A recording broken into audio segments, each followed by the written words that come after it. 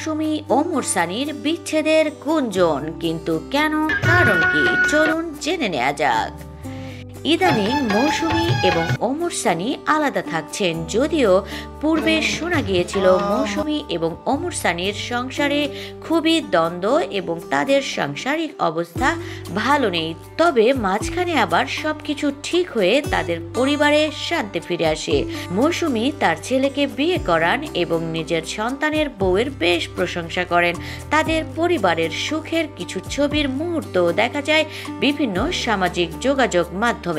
কিন্তু হঠাৎ করে ইদানিং আবার রটে যাচ্ছে মৌসুমী এবং ওমর সানির বিরহের গুঞ্জন। তবে কি সত্যি তাদের বিচ্ছেদ হয়ে যাচ্ছে? না, তেমনটি আসলে নয়।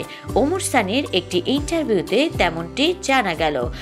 ওমর সানি বলেন, আমাদের বিচ্ছেদের গুঞ্জন নতুন নয়। বিয়ের শুরু থেকেই নানা মুখে নানা কারণে শোনা যেত আমাদের বিচ্ছেদ হয়ে গেছে, কিন্তু কখনোই আমাদের সংসারে বিচ্ছেদ নিয়ে কোনো কথা বা আলোচনা কখনোই হয়নি। তবে মৌসুমী এখন আলাদা রয়েছেন, আমার কাছ থেকে দূরে রয়েছেন।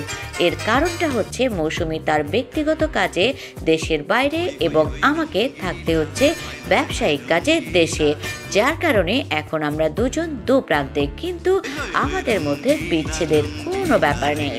বন্ধুরা, আমাদের ভিডিও আপনাদের কেমন লাগে? ভালো লাগলে লাইক, কমেন্ট এবং শেয়ার করে দিন আর সাবস্ক্রাইব করে আমাদের সঙ্গেই থাকুন।